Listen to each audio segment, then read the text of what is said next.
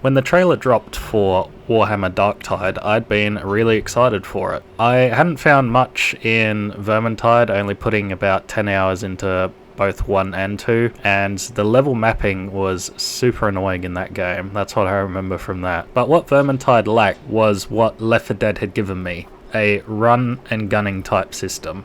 And with Vermintide being a medieval fantasy, it just didn't hit right for me. I also had my doubts. Like most games that have been coming out in recent years, none of them had come out without a problem. A lot more bugs than I expected. And Darktide, unfortunately, wasn't immune to that on release. So almost a year later, a friend recommended I pick it up while it was on sale, and this is what I found.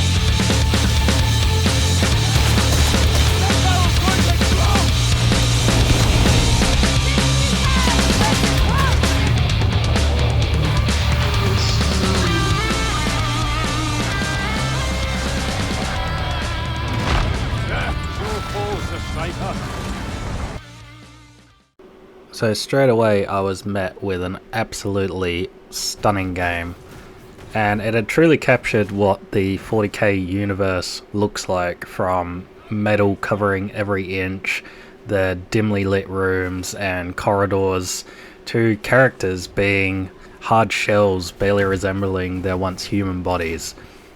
It was perfect, but not only perfect, beautiful with it. Well, as beautiful as something can be while you cut down the Beast of Nurgle.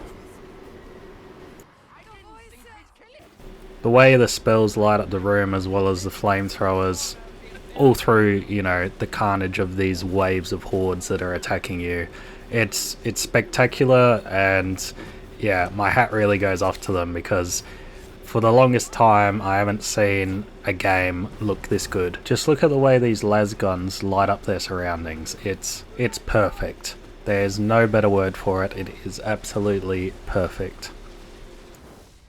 So this is even before I've talked about the music. The music to go along with this absolutely slaps. This is truly a masterpiece. Like, the graphics are good, but the music is perfection. It is absolutely amazing.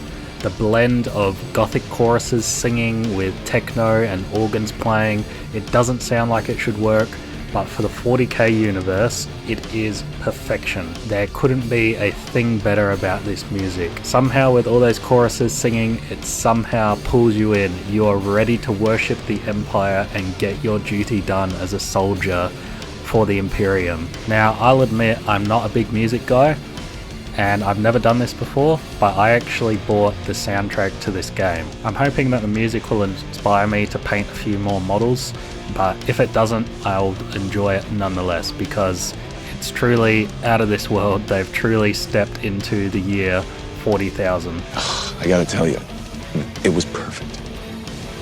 Perfect. Now, I want to talk about an aspect of the game that was not perfect in my eyes, and that is the story. I both like and dislike the story. I think that, this game being a lot like Left 4 Dead, you don't really need a story in this game. However, knowing how much lore and books are in the Warhammer franchise, I think that it was a really missed opportunity to not put a proper story in here. And the story we get is you're a prisoner, you get the chance to redeem yourself by doing these missions, but they don't really trust you, and you leveling up is leveling up your trust with them. It really didn't work for me. There's a bit of a story about a traitor amongst you as well, and I don't know, it just didn't really grab me. It didn't really enthrall me, entice me, or anything. And I think that rather than throwing in this half-handed story, they should have given us a story through the cutscenes. Like, exploring the past of your character, why you're a prisoner, and how you can redeem yourself by doing these missions. I think that would have been a lot better, and possibly giving each class their own unique story, because when you're picking the classes you actually choose a backstory for your character and like where you grew up on a certain planet. Like there's several planets to choose from and it doesn't amount to anything. It's like, why even give me that option to begin with? So yeah, the story is really lacking here. I don't know, I really think that it was a missed opportunity not to add some sort of story. It is definitely the type of game that doesn't need a story, but it could have always done with one. The next problem I have with this game, and this is the major problem that I have with it, it only has 5 levels to run through, and that is 5 overall. There aren't any to unlock later on, and this is what you'll be doing to unlock, you know, new suits and stuff for your character, to get gold, to get to the next guns, to level up, and 5 levels is not enough to do that. I have put 25 hours into this game and I am not even level 30 yet, so it's not nearly enough. And they do change it up sometimes. They have like a foggy level, or they'll have a level where there's no power, so it's completely black, but it doesn't change it up enough. Like, that's not enough. And you know, our characters recently got a overhaul which has brought everybody back into this game, and nobody's going to want to play it if it's the same 5 levels over and over again. I think that we really need 10 at least. It would be nice to get more than 10, but I think 10 would be a good minimum, because yeah, 5 is not enough.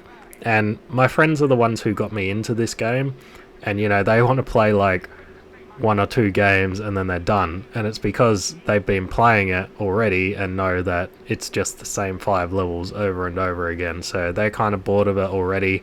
And I must say, at probably the like 20-hour mark, which is still pretty decent for this game, but at the 20-hour mark, you know, I did kind of get bored with it and I didn't really want to be running through these levels again. I just wanted, you know, something new. So I do want to talk about the classes really quick. So there's obviously the 4, the Zealots, which is kind of like the melee, close combat, very aggressive playstyle. We have the Veteran, which is long range class, taking shots from behind the rest of the group. The Psyker, which is the one I played the most, is a spellcaster, able to pin, hold enemies and set them ablaze or stun them. She's kind of like a support class with relatively low health, but can kind of hold her own, I think, but definitely needs like the teamwork of the whole team. And I really like this class because this one felt really unique to me. I hadn't really had something like this. And then of course we have the Ogren as well, and he's quite literally a giant. This guy is a tank, and he is the tank of the group, and he has a ton of damage that he's able to take, as well as a health bar that's double or sometimes triple the size of his allies. Ogrens, you know, are out the front of the battle in the fray and able to take a heap of hits. And what I do like about the Ogrens is, because they're so big, their camera view is actually up high, so they get a good look of like the battlefield. I think that it's just a nice little detail that I noticed, and I thought that was really cool. But yeah, for the most part I played the Psyker, and I really loved the stun abilities, being able to stun lock like 20 enemies. It felt awesome, felt really powerful, and you know, I loved the lightning effect, like lighting up all the dark rooms as well. It's as beautiful as it can be while, you know, bodies explode around you from it. There's definitely room for improvement here as well.